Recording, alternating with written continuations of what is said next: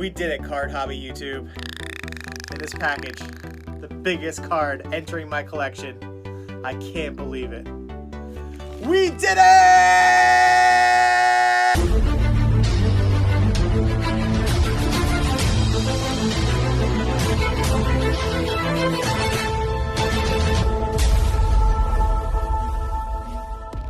What's going on? Bowman 1951 here.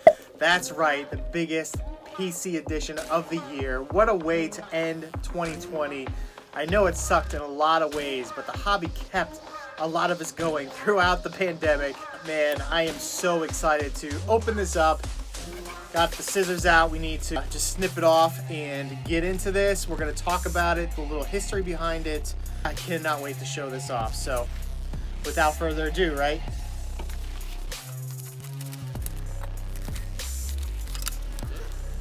All right, so I've got a stand ready for this to go. We are going to talk about the technicality of the card and a little history.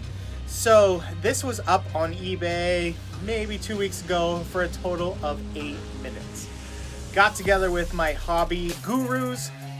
They were telling me in a private chat, I showed them the card, like, hey, should I go for this, guys? What do you think? And it was a resounding yes. I had been eyeing them. I had an eBay save search up for a while, and everyone that came up to eBay get access to it right away via a push notification. So I was on top of it quickly. I sent out an offer. I actually, for the first time too, wrote a backstory to the guy. I said, hey, this is my channel, Bowman 1951. I'm building the set, and this is what I'd like to offer you for the card. I think it's spectacular. Tell me what you can do. Within minutes, he's like, that's wonderful. I'm going to accept your offer. So thank you, gentleman from North Carolina. Let's check one more time. His name was Gary. He didn't know the backstory of the card. I don't think it was haven't passed down through his family or anything, but I'm really curious as to what happened in terms of a certain portion of this card, and that's what we're going to talk about a lot in this video while we go over everything else to do with it. One card mail day, but it is absolutely huge. This is why my channel exists. We're getting closer and closer to getting the big boys out of the way. So let's take a look, shall we? Okay. Now, I'm doing this for a reason. Let's try this. Okay. 1951 Willie Mays rookie card. Look at that top centering. Isn't it gorgeous? Left to right. Pretty gorgeous as well. You can also see that it's PSA altered. Bowman, you hate altered cards. You hate people that alter the cards. Why did you buy this? That's what I'm covering there on the very bottom of the card. I'm sorry I keep shaking it in front of you. Let's take a look at the bottom. It has 3-hole punch out. So it wasn't altered to make it more beautifully centered. That can hardly get any better. It was altered by somebody putting it likely in a binder, and hence, it effectively ruined the card. It's only going to get a 1 at the very best. What's interesting is it does have a new PSA flip. That's the first time I'm noticing that. When I bought it, the centering is absolutely what drew me in. The colors were what drew me in. The registration is what drew me in. And you can see there is a slight crease there to the left of his face. It doesn't look like it goes through the back. We can show the back here for the first time as well. Definitely notice those 3-hole punches through the back. I can even see to the camera. But wow, the centering on this is incredible. And I never thought I would own a Willie Mays this well centered for my 51 Bowman set. Something this nice, let's say those 3-hole punches aren't there. You know what? I'm thinking that's less of a crease now and more of like, well, it's probably a minor crease.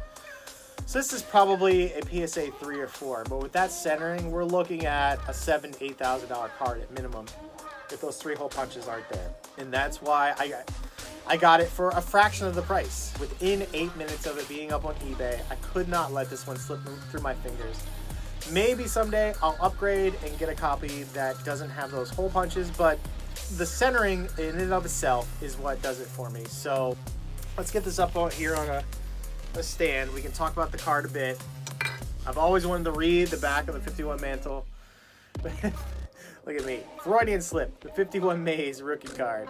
The mantle, we've still got to go, and that'll be the most epic video of this channel. This is the second most. All right, so an outfielder for the New York Giants. Age 20 when this pitcher was taken. He's 5'11", 170 pounds, bats right, throws right. He was signed by the Giants after graduating from high school in June of 1950. So right out of high school into the majors pretty much. Didn't take long at all. He placed there with the Trenton farm team, appeared in 81 games, batting .353. He was sent to Minneapolis Millers of the American Association for the 51 campaign. Willie was compiling an amazing record for the Millers when the Giants called him up. In the lineup for the 35 games that season, he batted a sensational .477. So we knew right off the bat Mr. Willie Mays was going to be something special. I wanted to show the back one more time. I'm seeing a bit of a stain there from wax. This is very common with the 51 Bowman set. I'd say probably a third to a little more of my entire set has back wax issues, and I've said it many times, as long as the front looks great, I have no problem with the back wax at all. So here we go. I'm speechless. I really don't know what else to say. This is an incredible, incredible way to cap off the year. I actually had it made out probably in the beginning of the year. I was like, I'm going to create a video for a little like blog series of me going to the National and finding a copy to bring home and show off. It was kind of like my hunt for the card. Obviously the National didn't happen, so I was stuck there, and I don't think I'm going to make the 2021 National, unfortunately. We'll talk about that in a later video. There was just no other way for me to get my hands on one, you know, like out on the hunt. I'm not going to go to a local LCS and be like, hey, can you guys find me a copy of this, or did you get one in? I was never really after one at my local card shops. eBay was really the only way to go, or like some Facebook groups I was in of, you know, some really high-end vintage collectors. But those were always either not nice enough, because you can get a one without holes in it. It's usually terribly off center, or it looks like it was put through the laundry, and wanted something that looked and presented this nicely. So leave a comment down below. I'm curious, what do you think of the hole punches? Does it distract from the card itself, or is it something that wouldn't bother you either? And given the price, it bothers me less and less compared to everything else with this card. There you have it, folks. This set build is to its pinnacle now. I gotta pick up a bunch of comments. I have them lined up in a cart right now. I want to add a bunch. So thanks for tuning in. This is a biggie. Thought I might get emotional.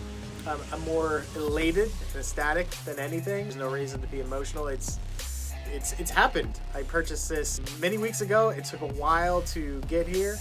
It arrived today, and I could not wait to show it off for everybody. So thank you, as always, for watching. Willie Mays, card number 305, added to the Bowman 1951 set. Thank you for tuning in. We will see you at the next video. Bowman 1951 out.